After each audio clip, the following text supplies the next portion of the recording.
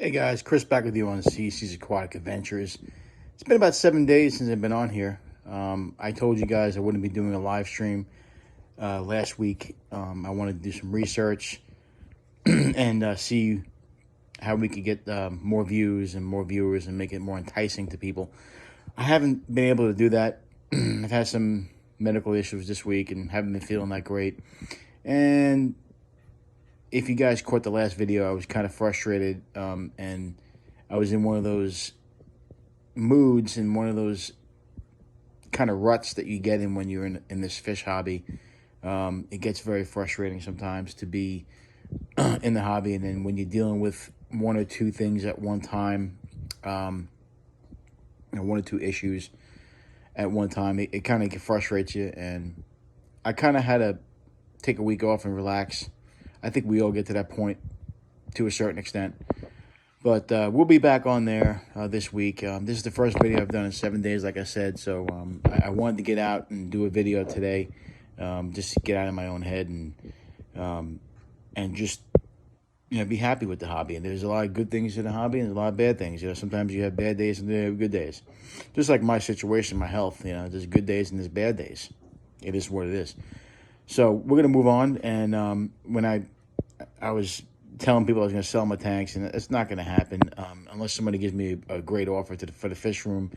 I like to move one day and set up another fish room where it's a little more big, a little more spacier, bigger, a little more room, a little more,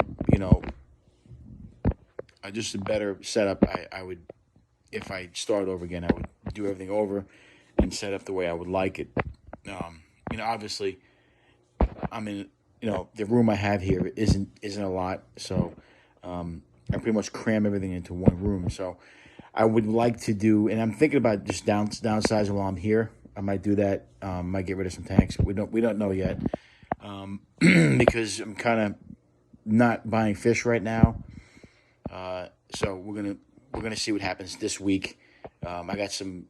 I'm going to take some fish on this week, some baby convicts. I will show you guys.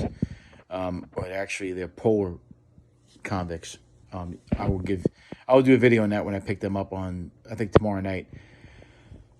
So we all get more fish. But pretty much, I've been not doing much in the fish room. Just taking care of some odds and ends, and I'm back into it now. And we're gonna start making videos again. Like I said, it was frustrating. I had some death in the fish room, and like I said, I explained it last time in the last video, and you could see my frustration. I actually watched the video, and I called the video "Fish Room Drama," and there was some drama going on. Still got a little bit of that going on, but I think we're gonna just not be too stressed about it and move on. But like I said, my whole big thing is being able to access what I need to access as far as medication, food. It's kind of frustrating right now not to be able to do that because of the supply chain, and I guess a lot of these pet stores are not selling the medications anymore, so you have to get it online, and that could be a disaster. So that kind of thing was frustrating me too. So it's just when you're a fish keeper and you need stuff and you want stuff the way you want it, and you don't get it that way, it's kind of frustrating. But like I said, it is what it is. I'm past that, and I wanted to make a video. I told you guys on one of the live streams I wanted to make a video about electricity and how we run our fish room. So I'm going to explain the way we do it, and I'm going to get out there, get in the fish room, and show you guys what we do to prevent mishaps and what to do in the event of a power outage, which we just had actually a couple of days ago. I lost power for 5 hours. So hang on one second. Okay, what you're looking at here is a ground fault circuit interrupter. It's a GFCI. That's what a GFCI is. Obviously, that is the receptacle. You can see the circuit breaker inside the socket, or inside the plug itself. So when you plug it in, and say the water gets on there, it'll shut that circuit off.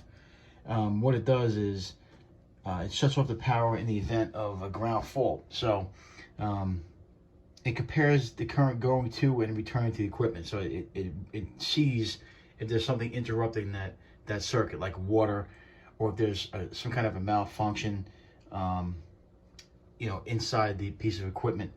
It protects people from electrical shocks, and obviously, when you're in the bathroom and water is a conduit, so it can really do some damage to you. The electrical shock is caused from faults in your devices, or like I said, water. It also protects from anything. If you have a bad circuit or a bad piece of equipment that's got a short in there, it can cause a fire if you don't have a GFCI. Most apartment complexes have these in the bathroom.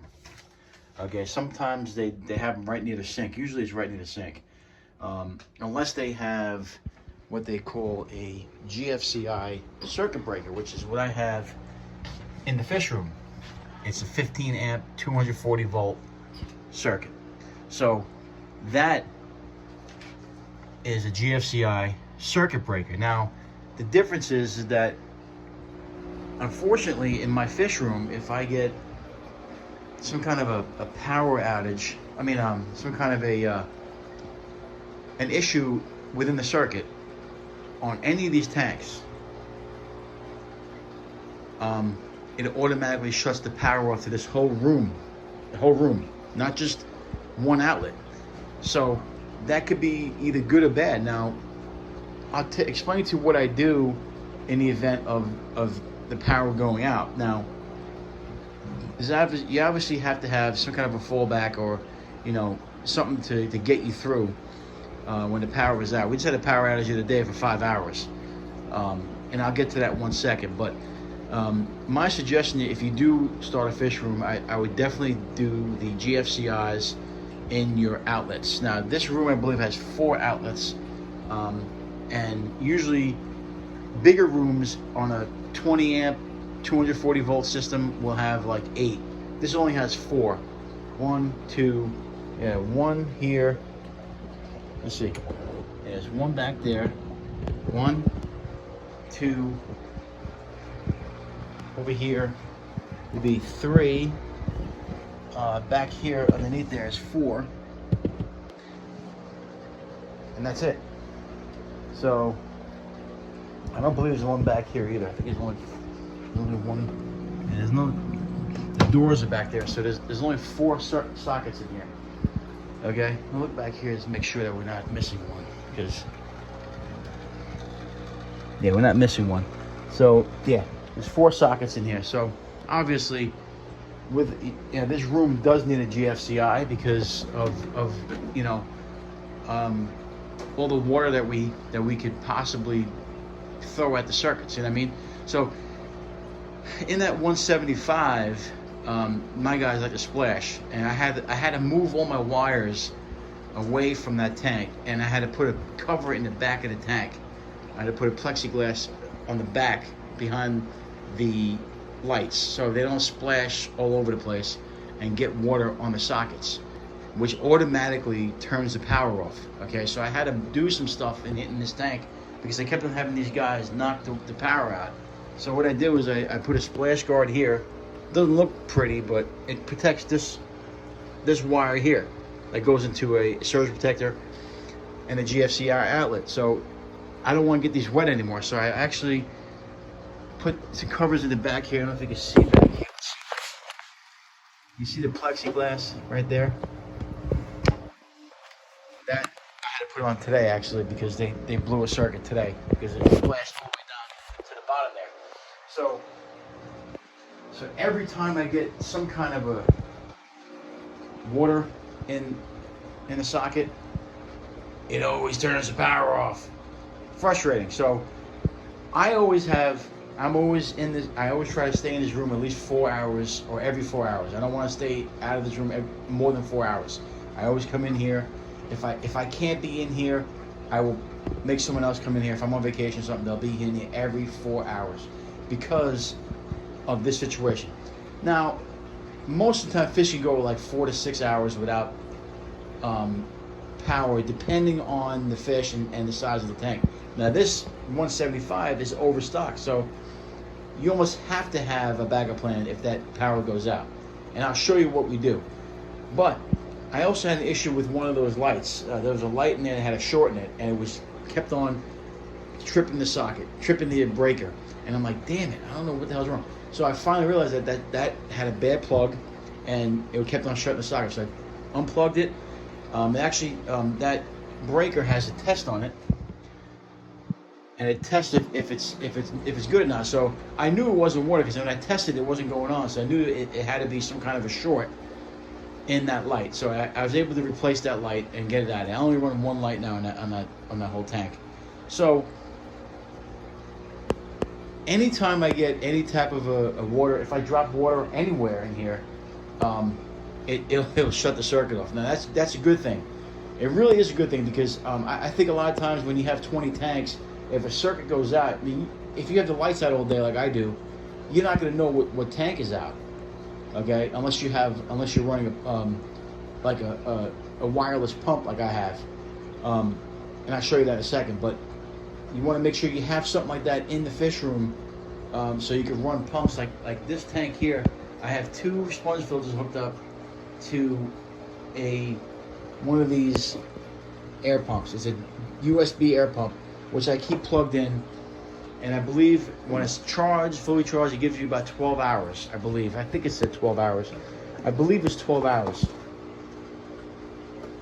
It doesn't say in the box, but I'm pretty sure. I'm pretty sure it's 12 hours. But obviously, I don't want to take a chance. You know, I don't like to keep anything that's battery operated or not plugged in more than 4 or 5 hours. So I know that this tank here will be running. That's one there. I lost the plug, but I'm going to get another one of those. They're about $45, but I definitely recommend having those in case the power does go out. You always have something going on.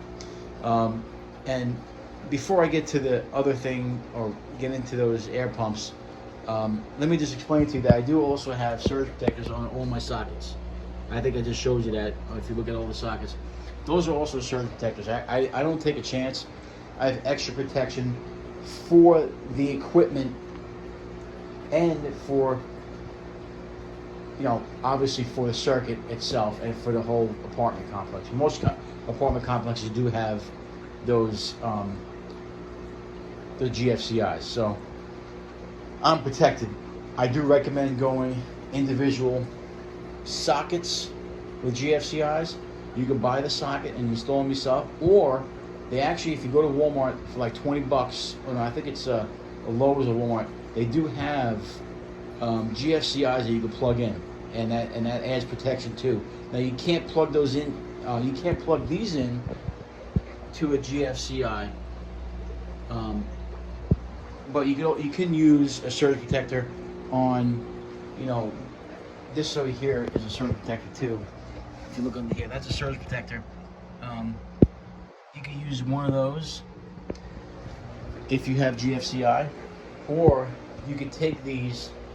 I believe you could use these if you cut the plastic piece off the bottom. It actually doesn't turn the switch on and off. So there's a plastic piece that sits behind there that plugs into the other the bottom socket. So, but that's an extra protection. I have surge protectors on the sockets themselves. I have a GFCI, and I also use surge protectors in all my tanks when I have dual plugs going in to one particular socket. Now don't forget that tank there has 100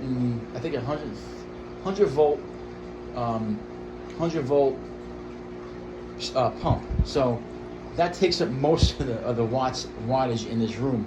That's why I do run a lot of sponge filters. Sponge filters you can run off one pump. Like a lot of the small tanks I have only run on sponge filters.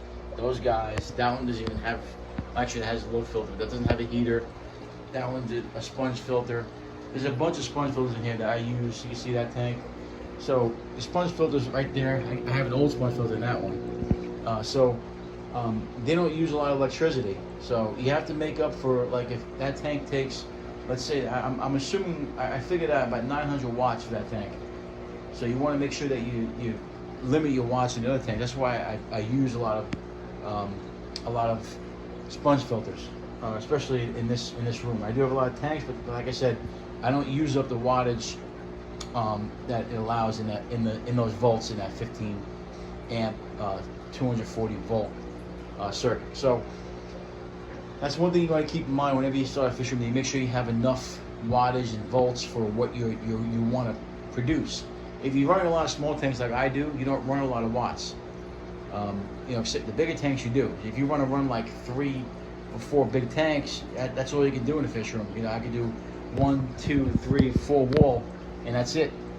And you'll be up. You'll take up all the wattage. You know, obviously, like I said, you want to have that GFCI protection too, when you do run that many wires. So as you can see, I still haven't got rid of the Oscars yet. We're still in the process of doing that. We're not sure yet. We're still waiting. So anyway, getting back to this. This is I actually used this the other day, and this runs 2 of my sponge filters in here. Now I want to get like another 3 or 4 of these for my tanks, because I you know, especially in the tanks that don't have a lot of plants. You know, tanks that have plants have oxygen in it. You can last a little bit longer. And obviously with this dehumidifier in here, I keep this room at about 76, so the temperature would never drop below 76, especially during when it's nice out. You know, it's about 70 degrees outside, so it's a little bit higher in the fish room. So I don't worry about the heat that much. You know, it could be a struggle for a little bit, but I don't really worry about it too much. But you definitely want to have, if you have an overstock tank and tank that don't have any plants in it, like this one or this one, you definitely want to run one of these USB air pumps. You can buy them in the store at $40.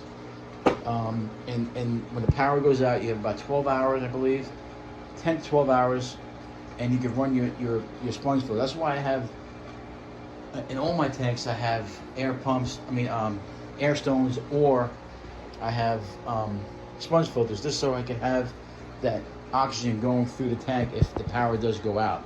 And that's what I did the other day with this tank. We had no power for 5 hours. The temperature didn't really drop that much, and bam, I was able to come right back on, and they were completely fine. So invest in one of those. I'm actually want to get like 2 or 3 more of those. This is also here. I have an old surge protector, APC. You can buy a new one of these for about $80. There's 1, 2, 3, 4, 5, 6 sockets on there. If you're running many filters, if you're running like 1 or 2 tanks and you're only running 3 plugs for each tank, this is perfect. It's a battery backup. Unfortunately, this battery's dead. I'm looking for a battery for this thing. I think it's around $15-20. We have to buy a new one. I might just buy a whole new surge protector. This is actually used for the tank out in there that doesn't have a GFCI outlet. So I like to have something that has a surge protection and obviously it has a battery backup. Now, surge protection obviously works more to prevent your electronics from getting destroyed or starting a fire from lightning or whatever. It actually takes the surge and sends it to the negative wires. So it diverts power to the ground wire. So like I said, it pretty much protects your electronics. You make sure that you have that, protects your electronics, and you know, you have, you know, in this room, like I said, I have GFCI and the surge protectors, and it all works together and it helps out, and that's the main thing, you know. Surge protectors and GFCI outlets, I highly recommend them. Like I said, you can buy stuff that's portable now. You don't have to buy stuff that you have to do a lot of work to go in and oh my God, I gotta rip this apart this day, and it takes an all day process. These are things you can buy in the store for cheap, and it will save you a bunch of money, save you a bunch of hassle. You can buy them at Lowe's or whatever, and you'll be protected. Now, just make sure you remember when you're doing a fish room, or you have multiple tanks in a room, make sure you know what you're plugging in. You know, if you set up a whole fish room and then you plug everything in and you only have a 120 volt circuit, guess what's going to happen? You're not going to be able to run those tanks. So just keep that in mind when you're running a fish room or fish tank. You don't want to overload the circuit either. Now, I do run a lot of surge protectors in here because I do run a lot of wires. I do. But like I said, I know I'm protected. That doesn't mean that's 100%. Nothing's 100%, but I know that I do the best I possibly could to make this a safe environment. Now, I'm actually thinking about getting rid of about 4 or 5 tanks just to make it, make myself feel easier. But we'll see what happens in the future. But for now, that's the key. Like I said, there's ways to prevent your fish from having issues when the power goes out. Like I said, make sure you have an air pump that's USB. You can buy it. The USB plug is right there. It plugs in. You keep plugged in. Like when the power goes out, it'll still run. I have two sponge filters hooked up to that. Now, also, like I said, if you want to make sure that you have the tanks that have fully stocked and that have no plants, you want to make sure you have a pump that's always going to run through there. That's my 100% definite piece of advice. So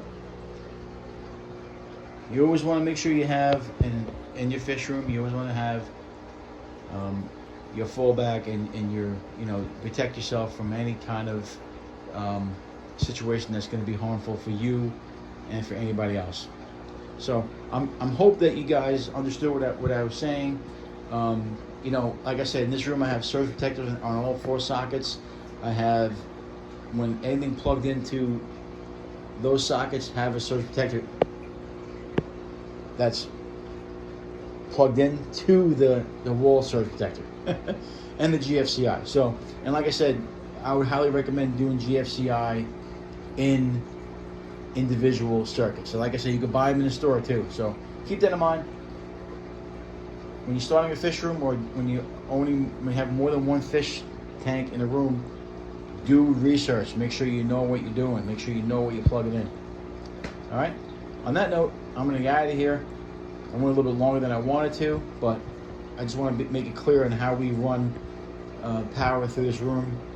And I know I'm under the wattage that I have to be under. So if I wasn't, I'd be having trips all the time. And I don't have trips, so I know I'm very well under the amount allotted for this circuit breaker. So just keep that in mind when you're doing a fish room, or even if you have 1 or 2 fish tanks on one socket on a 20 amp circuit or whatever you have. Just keep that in mind. Anyway, until next time, have a great day, guys. I'm back in action, so look for more videos. Live stream, I'm not sure what we're doing yet with that, but we'll get to it, and eventually we'll have everything back up and running. So till next time, remember, if you can't own them, rehome them, and we're looking forward to moving these Oscars when we can. We're still waiting on the tank to be set up. Thanks, guys. See you next time.